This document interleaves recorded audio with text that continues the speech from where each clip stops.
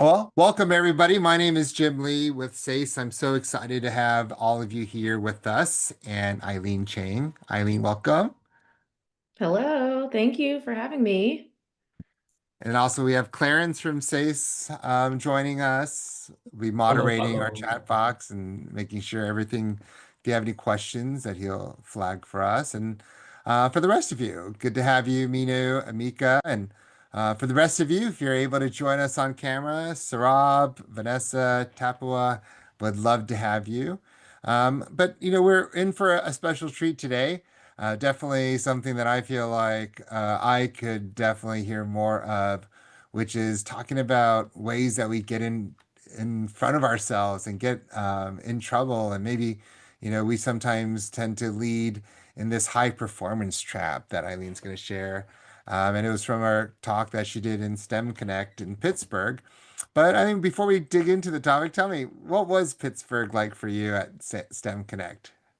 I had so much fun. It was great. It was my first time, my first exposure to STEM Connect and to SACE, the organization. And personally, for me, it felt amazing to be in a room full of accomplished leaders who come from not only really diverse backgrounds, but also we share something in common, like folks who look like me, folks who may have parents who raised me in the same way as and just culturally some cultural similarities that I felt very um, I felt connected and it felt amazing to be able to contribute back to the community as well. And am I glitching out right now? Is my video kind of Yeah, it's kind here? of doing a little bit of a Oh, glitch. Your great. audio is okay.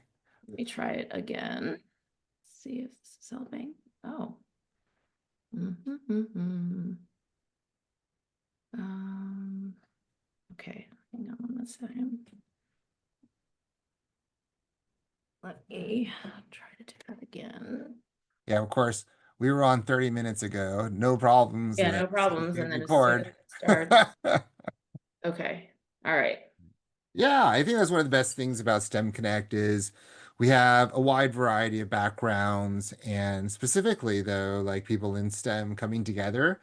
It was great seeing people for the first time that had come out, as Mina was sharing for Bayer to be there, as well as a lot of organizations that have been around for a long time. And with SACE, we're celebrating a 10-year, or not a 10-year, a 6-year return in 2019 when we were there last in Pittsburgh, and next year we'll be in Seattle for 2 years. And so we're definitely making it around the country, having accessibility for more organizations. So hopefully Tapua will love to have Daimler join us just a little bit further up from Portland, where you are. And we'll get a chance to talk about more topics like this. And Eileen, as you're kind of running your workshop, what were some of the aha moments that you felt like really resonated with some of the participants, and maybe some things that were unexpected that you didn't realize would be so impactful? Mm. One of the moments, there were a couple moments that I thought were kind of aha moments. At the beginning, I started out by sharing a little bit about my story and my struggle with high performance, and I asked the group, to share a little bit about how they were raised and what sort of expectations they were raised with in order to be successful, in a competitive world. And I was really struck by how much commonality there was among what folks shared. Everybody's story was very personal and unique in its own way, but also there were some real commonalities across. So, I mean, actually, I have a little visual here to share some of the things that I discovered that we all kind of had in common in terms of the expectations we had been raised with in order to be a high performer. So let me just quickly go to that. Hang on 1 second, guys. I'm not so awesome at multitasking. Okay, so um,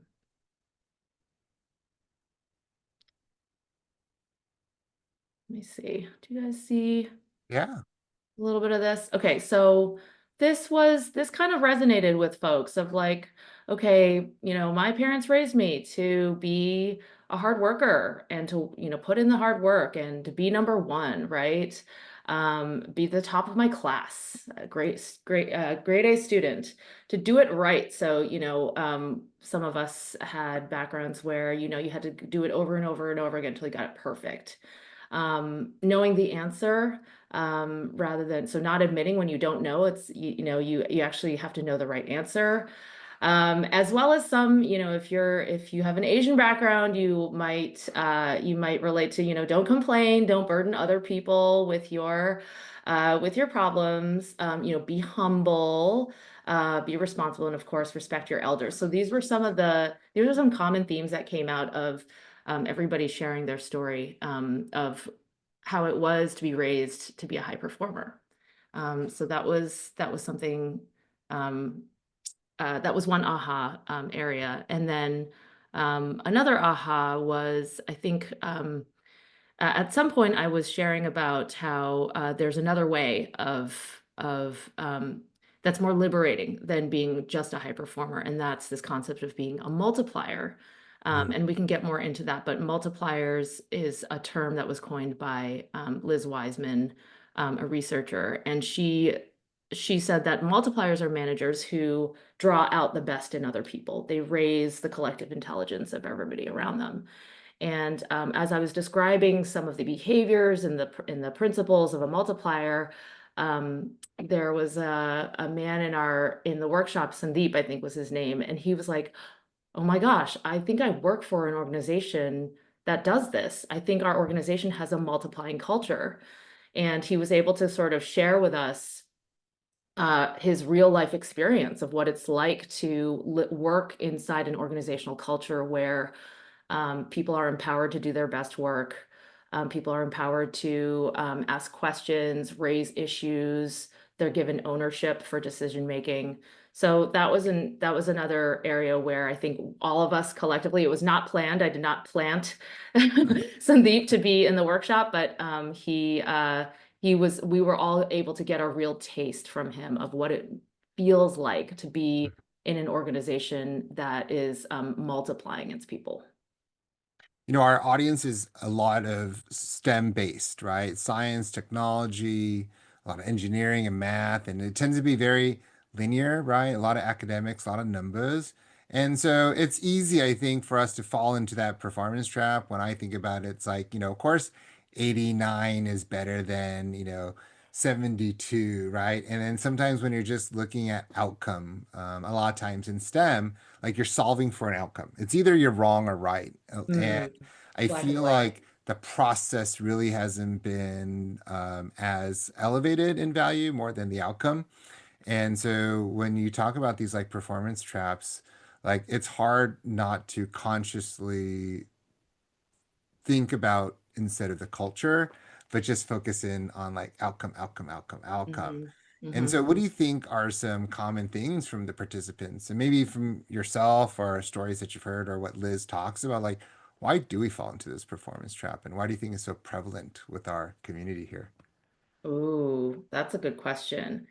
I think there's a cultural story that we all have, that we're all in, that says that, it's a competitive world out there.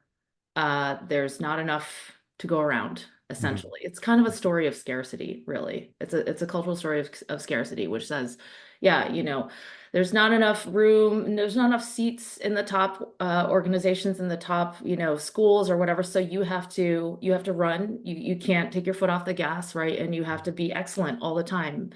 Mhm. And it's a cultural story that's been passed down from generations. So like, we shared in our group, right? A lot of us come from immigrant backgrounds.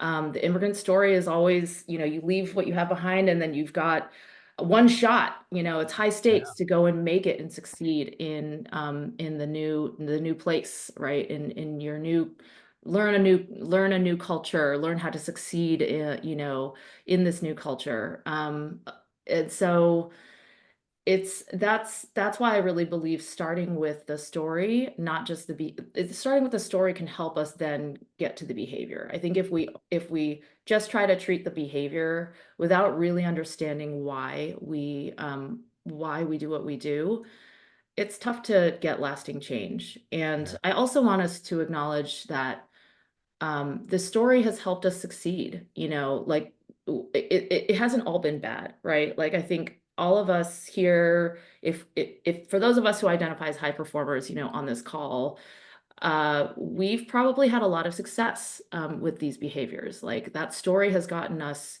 pretty far. You've probably gotten into top schools, top programs, top companies, and it's worked well for you. And so it's not that I don't want to denigrate, what the values we were raised with. And I would imagine that at some point you found yourself feeling like that this having to be a high performer doesn't always serve you. That sometimes you're getting in your own way. And, Yeah. an example of that could be just you might feel burned out from working so hard and feeling like you can't slow down. You can't give yourself permission to slow down, right? And how you if you're burned out, then you're coming from a depleted place. You can't be the best leader to those in your life, including, members of your family, as well as people inside your organization where you work. What you shared, I think, I see a lot of heads nodding and people really seem to hit home. And um, I know you're not one to share as openly, but it is public information. Like, I mean, you are someone that knows about high performance. I mean, you Oh are a yeah. Harvard undergraduate. You have an MBA from, Cal Berkeley. And you have been there and there, like, so you know what it's like to compete and to be in a high performance state, but yet how you come off, as much as I've known you for the past 5 years, also has never been that type A personality. And I think there's some value there, which is why this topic is so important to you. So, tell a little bit more about what was the liability, or what are some of the liabilities that are we headed towards if we Mhm. are focused way too much on performance? Yeah, that's a really good question. Since you brought up my story, I can share like personally one liability that I've found for me, and then I can share, and I wonder if the rest of you might relate is like I was so focused on external results and what was expected of me that I wasn't really great at asking myself, what matters to me and what's actually going to be meaningful and fulfilling for me. And so I experienced um, a lot of burnout just from being in roles and careers that weren't really right for me, that I thought I should be doing because, it's the next thing to do, climbing the ladder, it's what you're supposed to do as a high performer, but maybe weren't really feeling very authentic. So I think one of the liabilities is just it cost me a lot of authenticity. Really trying to, find my place in what work felt, aligned and right for me. So that's one liability, I guess. Another one I think is this feeling, it's kind of the internal feeling you have of no matter how accomplished you are, no matter how much success you've had, um, I get like super nervous and anxious anytime I have to walk up to the next challenge. And it's exhausting. It's really exhausting to always feel like, oh, this is maybe I'm going to fail, or maybe I'm going to make a fool of myself. And then just all the kind of emotional stress that I go through when I have to walk up to the next challenge is kind of a burden, really. So that's another one is just kind of the stress that we give ourselves, feeling like we always have to show up and, be our best and have it look good or have it be perfect. But I'm curious, I mean, like, I would love to hear if anybody else has a liability maybe that they have observed in themselves, if you've struggled with any of what I'm saying or high performance. Amika? Yeah, I all of this resonates so much. I am definitely in a place right now where I'm trying to figure out how to, I mean, balance is such a tricky word and also a different version of a trap, but um be like what is good enough for a high performer? Like it varies, right? Like when you're in a corporation and you're used to being a top performer, how do you then come back to a normal level? And I've been thinking about this a lot this year. It's cost me a lot of time. It's cost me versions of health, right? Mental and physical. And so just thinking about all those other costs and liabilities, like what is worth it? How do we um, still feel good about the work without always overstretching because we have to think about what that costs. So I'm trying to like retrain my brain to remember before I sign up for something really big, Hmm. what does that mean? What does that look like in my life, like day to day? And is that opportunity worth the cost? Because every opportunity has a cost. So yeah. Mhm. Yeah, so practicing some choicefulness, if that's a word. Yeah. Like being a little bit more intentional about what I'm taking on as a high performer because you can't do it all as much as we all think we can do it all as top performers. Hmm. Um, and you mentioned like what you just said about like kind of the next step and like what the next level is. It's like that is going to be exhausting. So how much energy do I currently have? Like what's my like energy I'm thinking of as a currency and how Yeah. much do I have for this thing? Because if I don't have that energy, that's not going to end well for anyone on that project or whatever that opportunity may be. So yeah, thinking a lot about that, like what leaves me feeling fulfilled also. Hmm. That piece you mentioned really resonates too. Earlier this year, I won quite literally a high performer award at Zillow. And instead of feeling like I felt proud that I did a thing, but it like quickly was replaced with like the question, but at what cost? Hmm. I was, pulling all-nighters for a Hmm. project that didn't mean a lot to me was like, I wouldn't do that again though, despite the award and the accolades. Like, where is the deeper meaning? And Yeah. And then I'll say that the cost is even more because in that it not only cost you that one in that moment or in that push that you were, spending late nights, but then you've set up an expectation for others of, oh, she's gonna kind of like pull those, she's just available to pull all-nighters, or she's gonna be a hero and show up and rescue the project or whatever it may be. And then yeah, you feel like it, and then it feels like a trap, right? Because you can't stop. that's the That's the trap. I've trap. set That's the now the trap. bar is this high, You're a victim of and your own then success. I know it's Yeah, yes, that is so true. That's such a good way to put it. Now I'm trying to backtrack and be like, no, I have boundaries. But right. setting up those boundaries later is very, it's a journey. Yeah. Mhm. Thanks for sharing. Thank you. That's how I Yeah. do. Yeah, Clarence, go ahead. Yeah, I put in a chat too, we sometimes we are so, performance driven, right? Straight A's and, get the next promotion or chase the next promotion or whatever the accolade may be. But I also tend, perhaps with age comes wisdom, what that definition of success is, right? That fits me, right? Given, whether I'm 25 or 35 or 45 or whatever, and years old. And so, that definition of success and fulfillment, right, changes, right? Hmm. And, do you need to be burning 60, 70 hours a week, or is something a little bit more balanced totally fine, right? And that's why, in this conversation, we talked about at what cost, right? I remember a very nice gentleman who I used to work with, um, who used to be a chief operating officer at Frito-Lay, and he was, by my definition, extremely successful, right? And managed hundreds of millions of dollars and hundreds of people, and all of that. But he had four daughters who grew up without him, Oh, wow. and so Yeah. even Yeah. at his retirement age, he goes, at what cost? That was what cost him, right? Mhm. Yeah. Mhm.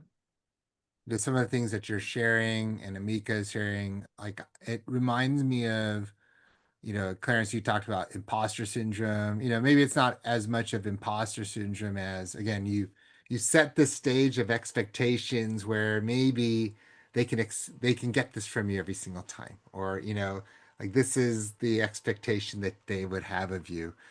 My best friend, like when I was dating, and I met my wife, I was like, oh, before she met my wife, I was like, hey, like I wanted to take her to this amazing restaurant, stuff like that. And he's like, dude, once you set that bar up high, it's hard to come down, right? Like, do you have the budget to sustain it? It's like, oh, good thinking. Never thought about that, right?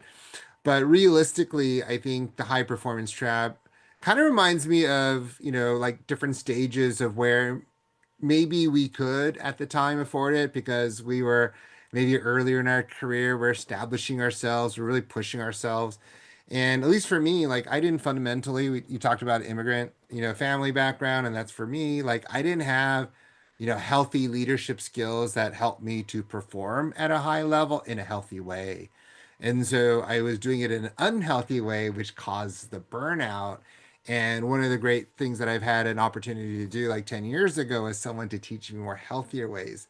And so, yes, my output suffered, but it was a lot more sustainable. And because of that, I was able to grow myself and my skills because one of the things that I think we're going to talk about is that it's not all about me, right? It's now I have to lead, not necessarily do, right? Yes. And so I think that's where it talks about like being an accidental diminisher, right? That you're going to get into.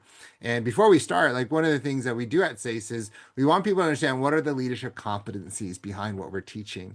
And so in the chat box, I put in really like, quickly like two things that are very important that we want categories that we say is about leading yourself and leading other people is having it with self-awareness, emotional intelligence, and adaptability, right? These are the things I didn't have when I was a high performer. And so therefore I burnt out, as well as when I lead other people.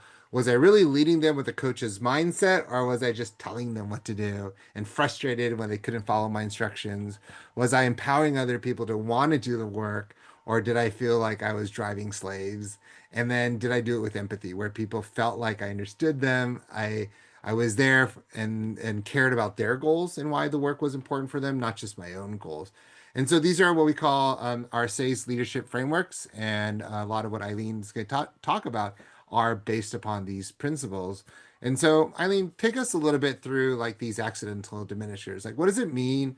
What are some common diminishing patterns that maybe we kind of avoided talking about more specifically? Mhm. And yeah, maybe what were some of the ones that you've observed yourself? Yeah. Well, let me actually back up and define what accidental diminishers means, because I don't think maybe we haven't done that yet. Yeah, yeah. It's a term that was coined by the same Liz Wiseman, who's the same researcher who discovered this concept of multipliers. And basically she went out to she was just researching the question, why is it the case that there are managers who manage to get so much more out of their teams, and then there are also managers who somehow manage to like get way less out of their teams. They end up diminishing the abilities and the capabilities of those around them. So she found that there's kind of multipliers who are kind of empowering and drawing out intelligence, and then there's diminishers who are in some ways getting in the way. And she noticed that most diminishing is actually accidental, where people have the best of intentions. They think they're being helpful, but they're actually not. And this gets to the point, Jim, that you made earlier around like, oh, it's not all about me. So I Mhm. think one thing that happens when we accidentally diminish others is we have this mindset of, oh, it's all up to me.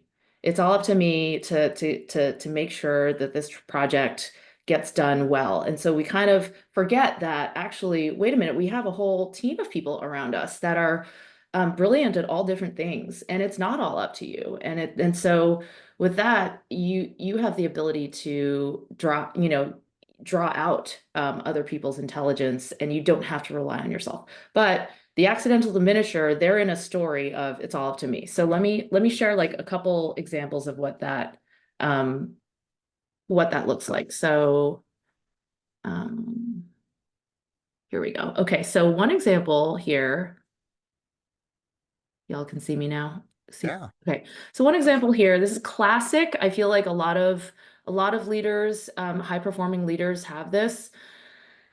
This is the behavior of the pace setter. So the pace setter, their intention is to lead by example. They want to set a high standard and a pace so that others feel inspired to follow them. But the problem is that if they're going too fast and furious all the time, then basically other people just give up. They go, I cannot, like, I cannot burn the midnight oil all the time. I'm not gonna like be answering emails at all hours of the day.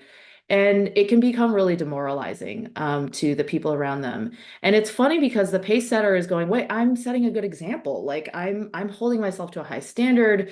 You know, I'm the one out in front here. I'm not telling other people that they have to do this, but I'm out in front. But it really, the negative impact is that ironically, they get lower performance out of other people because folks go, there's no way I can keep up with this person. So they kind of sit back and they give up. Mhm. So that's a pace setter. I'll share another one here. Okay, the perfectionist. Okay, so I 100% identify with the perfectionist. So I feel like I know this one really well. So the perfectionist, they strive to get 100% in everything. So like, I was the one in grade school that wanted to get like 100% on my spelling test and 100% on my math test and all of that. And so, you bring that tendency with you where you go and you end up saying, okay, everything is important. And we got to do this 100% in everything. The downside of this is that you can come off as being quite critical to others, like where you might actually, if somebody has, a cool idea, maybe not fully fleshed out, but you might end up sort of shutting it down because you're like, well, what about this or what about that? Um, you can stifle progress because folks go, oh, well, I don't want to share my ideas with Eileen if it's not 100% baked. And so there's just this rigidity that can come with being a perfectionist that can really slow things down and kind of stifle creativity and progress, and also, make people feel like, oh, maybe I'm not good enough. Like I'm never going to be good enough for this person or for this team. So that's another example of, the perfectionist is like, it's all up to me, right? Behind all of these is this kind of story. It's all up to me. I have to ensure everything is done 100%. And they get this downside. And then I think I'll share one more. So this is the rescuer. The rescuer is somebody who wants to be helpful, doesn't like to see people fail or struggle. So they swoop in. They swoop in to help, right? And they're big-hearted, they're really empathetic, and they go, okay, this person needs me. I'm here. Do, and they descend from the helicopter. But what ends up happening is that people get dependent on them, right? Others don't learn for themselves. And so mistakes are very instructive. Like not getting everything perfect can be really instructive because then it helps you see where you could improve and helps you really learn how to do it for yourself. But if you're kind of helicopter parenting your your team is going to get used to you swooping in and rescuing. So why bother, right? Rising to the occasion. Why bother trying something and striving for something if you're just going to come and like do the work for them? Mm. Yeah, so looking at all these three, I'm curious, I saw Mika wrote, she identified with some of the perfectionism challenges. Paralysis, perfectionism Yeah. equals paralysis. Yes. Yes. Curious if there are some other ones, maybe Minu or Clarence and Sarah, Tapoa, Vanessa, that you might have identified with. But I think what's most important that I think about is like, again, these are accidental. Nobody intends to do this, and we're not trying to do this because we want to make other people feel like they aren't that important. So, what are some things that can help us to better catch ourselves and maybe even just better realize as we do these three diminishing behaviors, like where does it come from? And be okay to not do it. Yeah, that's it's a great question. And I feel like I have a thing that I want to share if I can advance my slides long enough to do this. Um, okay, so a few things here that I want to say. First is sort of what are some, if we're in an accidental diminisher mindset, how can we adopt a multiplying mindset? So let me first share a little bit about what that looks like, some of the behaviors and principles that multipliers adopt. So, okay. Okay, so here in the clouds, you'll recognize that these are kind of the expectations that when we're in high performer mode, this is what we expect of ourselves, right? I got to do it right. I got to work hard, be number one. What Liz Wiseman in her research found was that multipliers actually have a different mindset.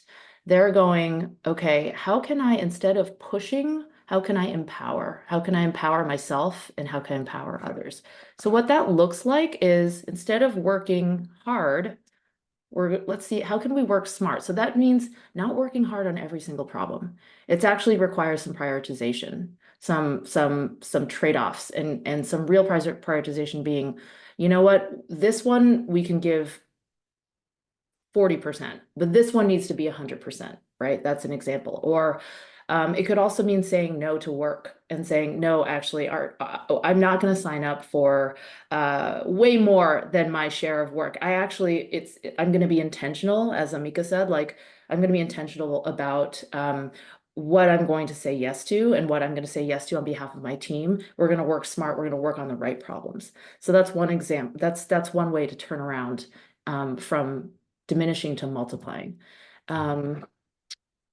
The next one, so being number one, okay, what if instead of having to be number one, we could allow ourselves to take risks. So that doesn't necessarily mean taking risks everywhere, but it could mean taking some calculated risks in areas where we could stand to be innovating more, right? How can we frame some safer risks or some sandboxes in which we can take some risks and learn? And that necessarily means we're not going to be number one. That's not going to be our objective. Our objective is to learn here. Rather than doing it right, embracing mistakes as part of learning. I think that's a hard one for a lot of us because mistakes often feel very vulnerable. They feel like, oh, I really messed up and I shouldn't do that again. But mistakes are a part of life, actually. I mean, how much of your life was planned, right? Like probably some, as we all know from going through life, a lot of life is, things that kind of surprised us that worked out in our favor, or when we didn't get what we wanted, but we still learned something. So mistakes are really a part of life. And so multipliers really embrace mistakes as part of learning. And rather than saying we're going to be 100% mistake free, it's no, we're committed to learning from our mistakes.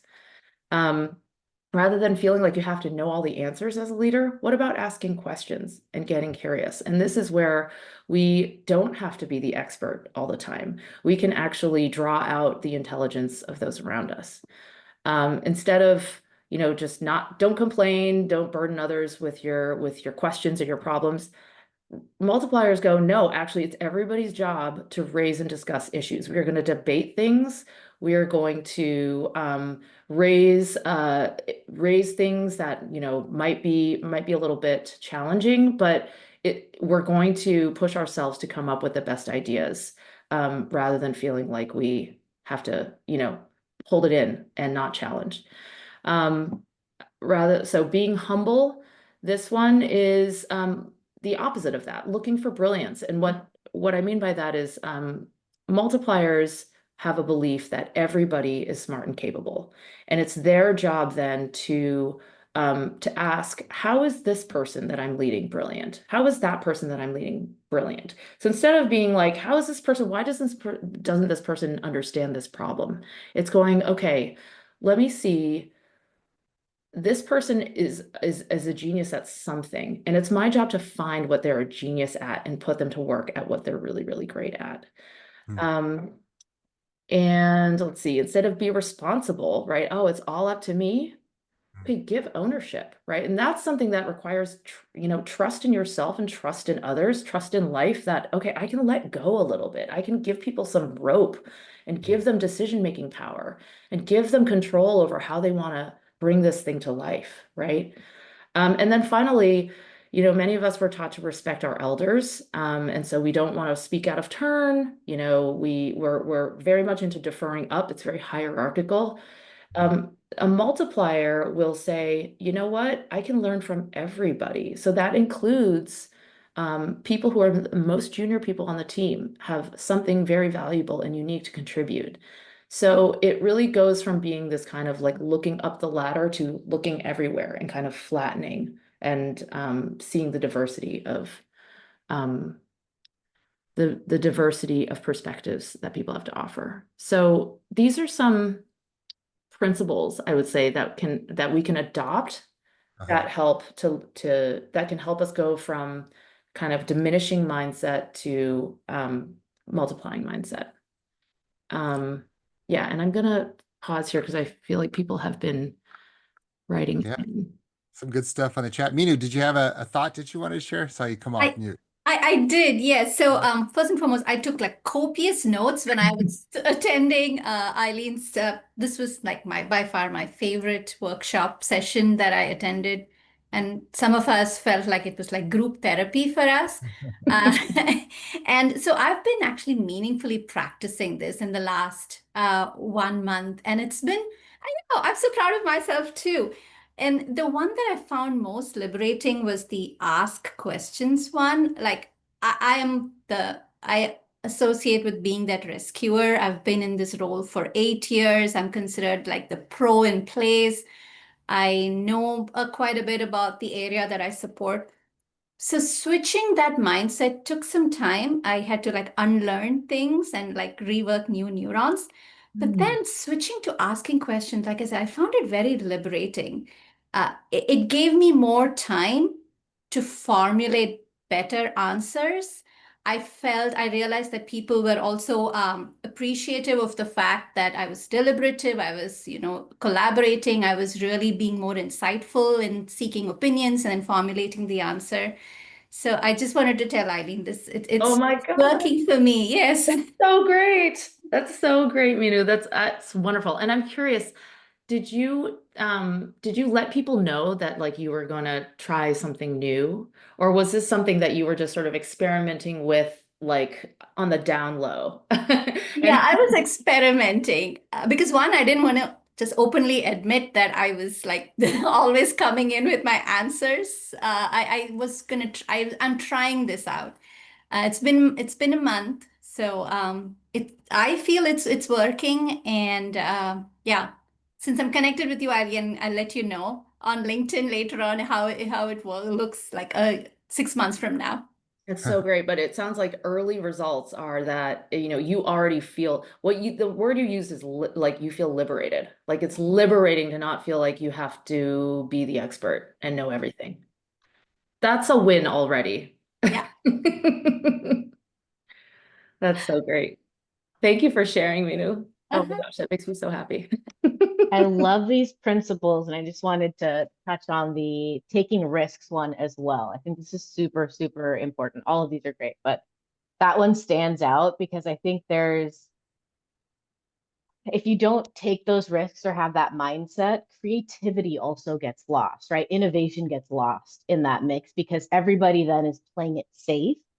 Mhm. And so it is up to the leader to share with the team that like this is a safe space to take some calculated risks, right? Like no idea is a silly one. And just like measuring, okay, is the impact of this idea something we want to take a bet on?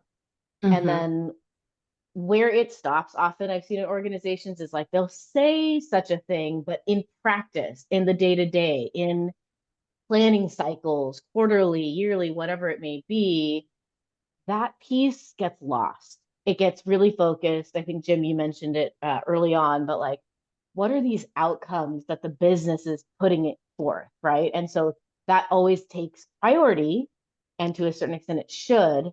But how, as leaders, can we build that in a little bit more thoughtfully into the planning process so that that creative muscle comes to life for a lot of people?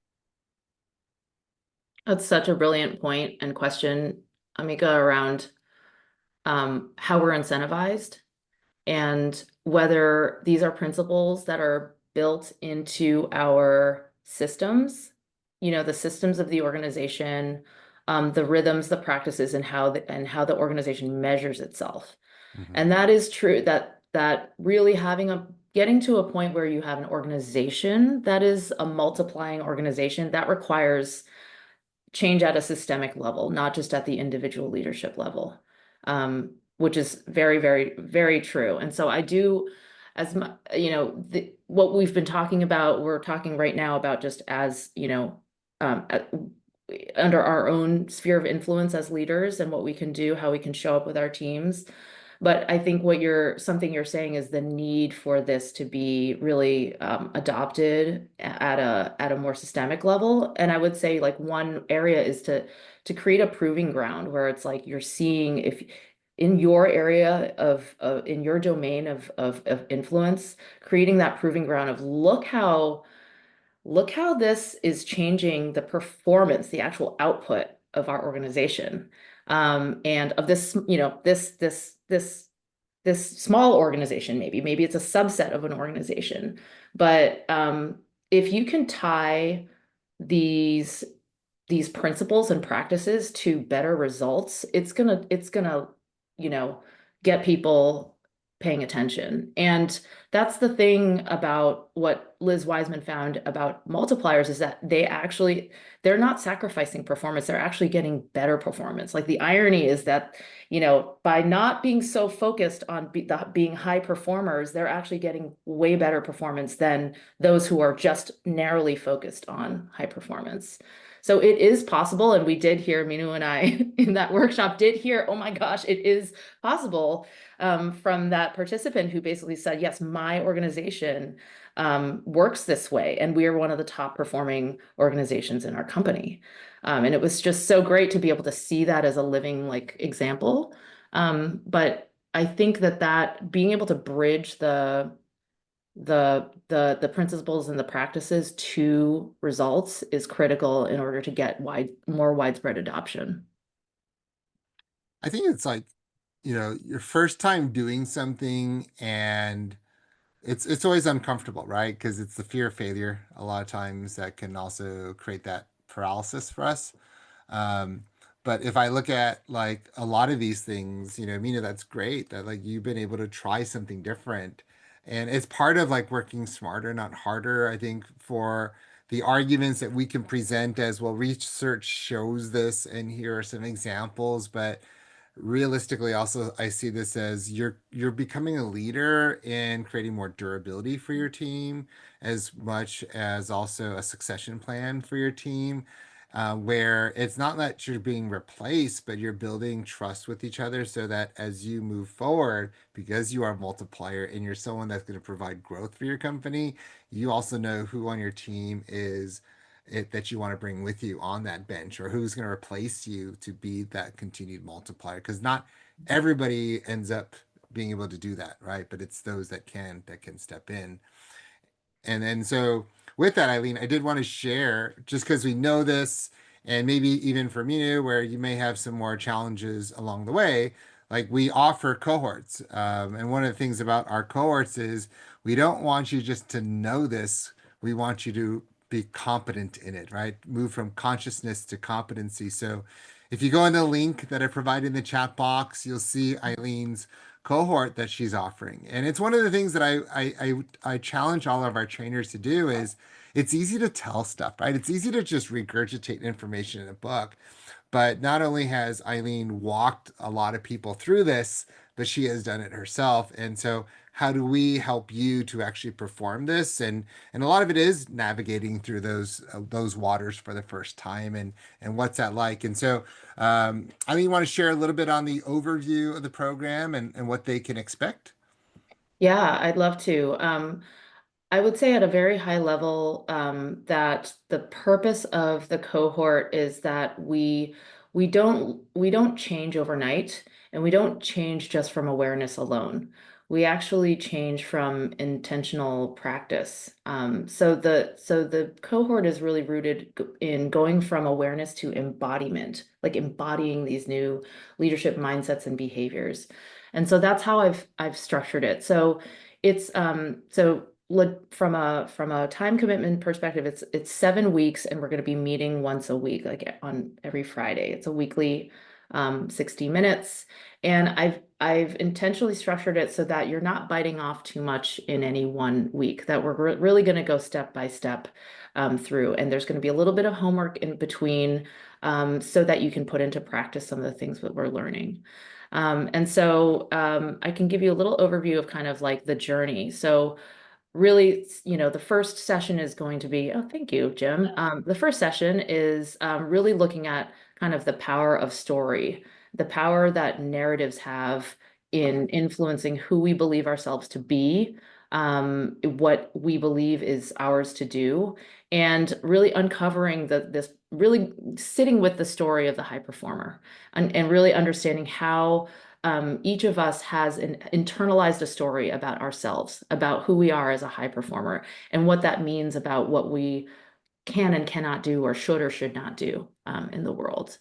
And through that lens, then we'll explore the accidental diminisher archetype. So I shared 3 of them with you today. There's more. So we're going to look at all of them, and each person is going to identify for themselves what are the patterns that I'm unintentionally going into, these are these unconscious patterns that result from me having a story about who I am, that are maybe blocking me and blocking my team's potential. So really, there's going to be some ahas here in session 2 of people going, oh, I think I might be the rescuer. I think I might be a perfectionist or whatever.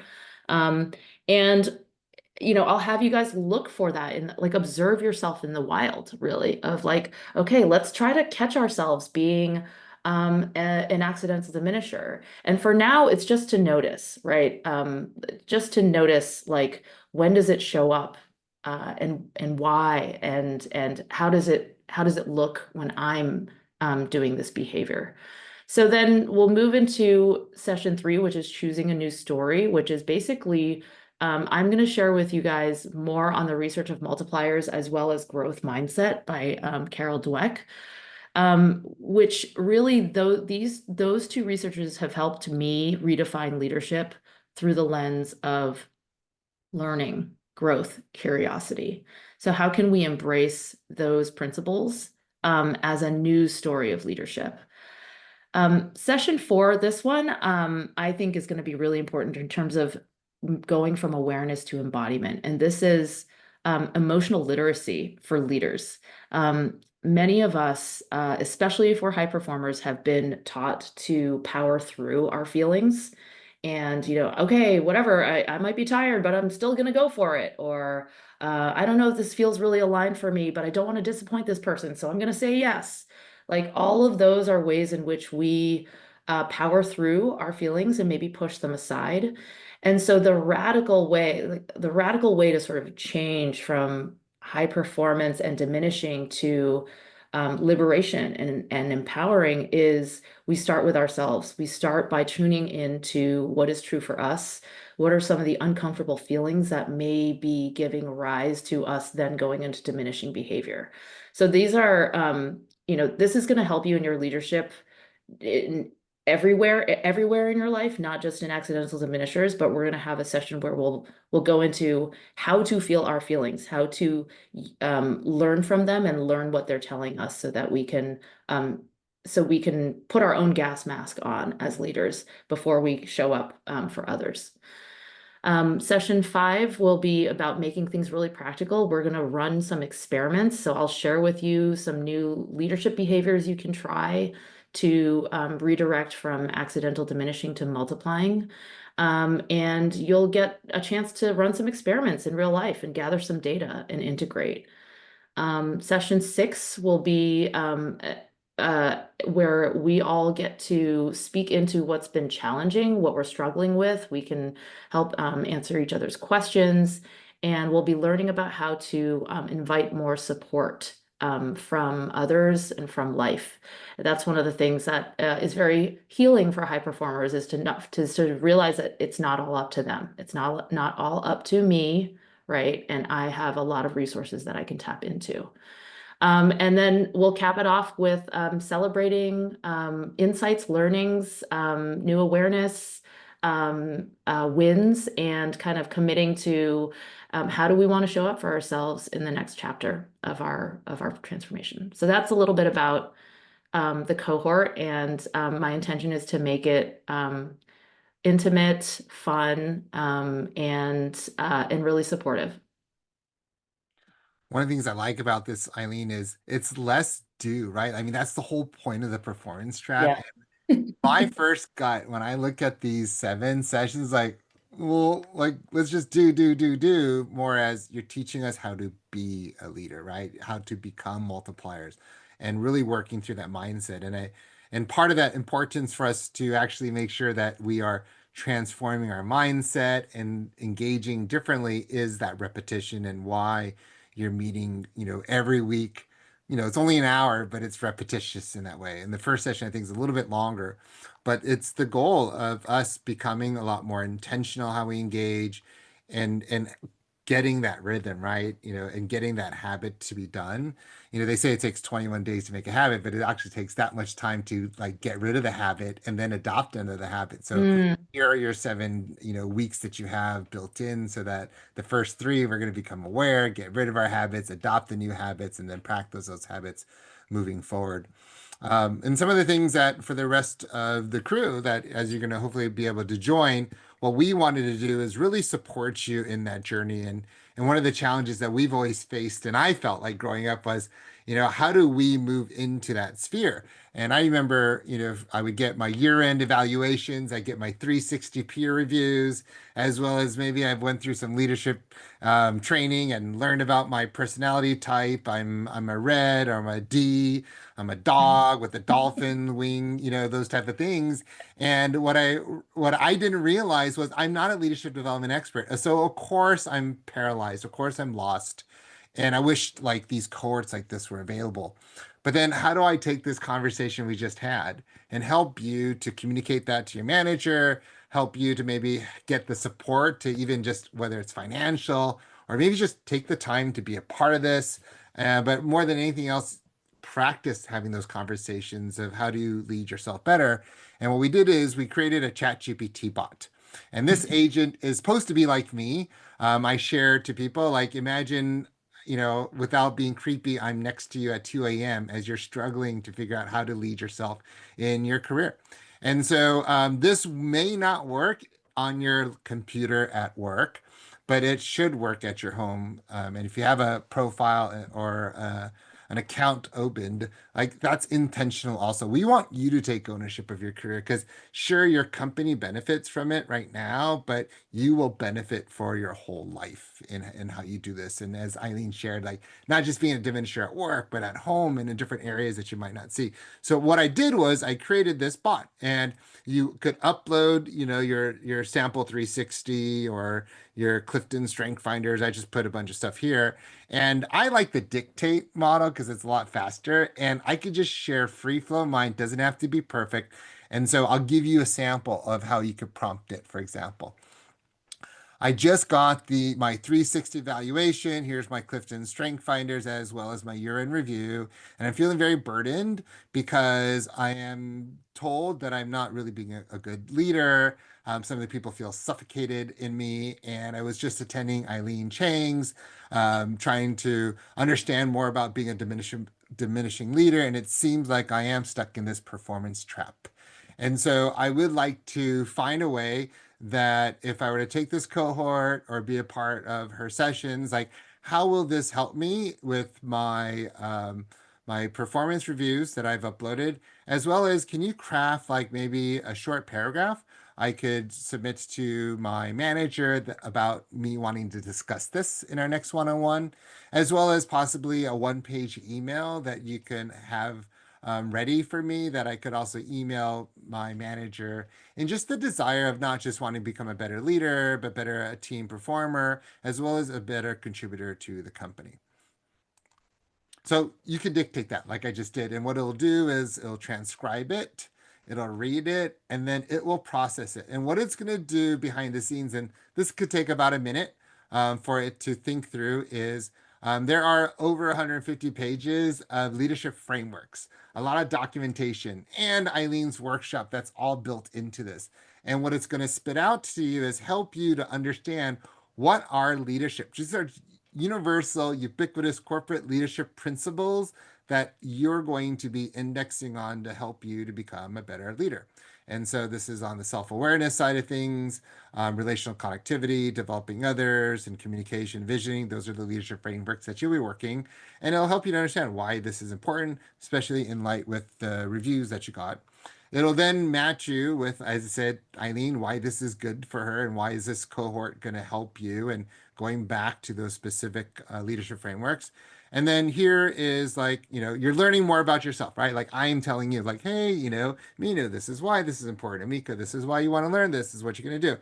Well, here's that script, right? Like you can copy paste this to your manager. Obviously, you can edit it if you want to, and then help you to at least break the ice in that conversation with your manager. And then from there, like your manager might say, oh, this sounds great. Send me an email.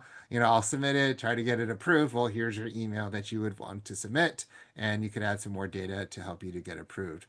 Again, our goal is to help you to advocate for yourself because you have career goals, right? And we want you to be very good contributors to your company, but we want you to understand the frameworks, healthy leadership principles. That's not going to be diminishing as you grow into your career, but it's going to continue to feed into you and continue to help you with what you have. So if you have any questions on this bot, how to better use it, let me know. But you can't break this. And if you don't like something that it says, you could always add to it. Like, for example, this, oops, you got to hit the microphone. This sounds great. Now, can you prepare something for my skip level? And so you can get funding based upon what you shared. Right? You can just even do that, right? And so it'll just prepare something for you. And you can talk about like, hey, I've had this issue. Here's a specific example of where I think I'm diminishing. Like the more information you give, the better it helps you to understand what you're going through. And again, help you to create the case for what you're trying to do. Yeah. So ultimately, our goal here at SACE is to help you to achieve your goals, help you to be an employee, help you to be a contributor to your team, but more so help you for you. And as Eileen said, get your own oxygen mask, help you to be healthy and be a better contributor to our community. So with that, we wrap up. Eileen, thank you so much for being here and sharing so much of your experience, your wisdom, and being vulnerable to share about all the challenges that you faced and you've gone through. Any last words that you want to share with our audience here today? Thank you guys for your presence and for your engagement. And it would be an honor to journey with you if it feels aligned for you. It would be an honor to journey with you in February 2026 when my cohort kicks off. But otherwise, like, please stay in touch. I hope, yeah, let's link in. If not, I can chat my LinkedIn in here somewhere, maybe. But yeah, please reach out if this resonated at all, if you have any additional questions, if you just want to follow up and have a conversation on how this conversation may have impacted you. I'd be more than happy to have the conversation. So thank you. And yeah, let me just type in LinkedIn. I threw it in for you. Oh, you did? Oh, great. Yeah, Thank you. as Perfect. well as my own. Well, thanks everyone for being here. And we look forward to hopefully seeing you again in the near future. Awesome. Thank Thank Thank you. you so Thank you much. all. Hey, thank you. Bye. Thanks, Minu. Good to see Bye. you. Bye, Amika. Thanks, Vanessa. Got them. Sarah. Thank you. Thank you.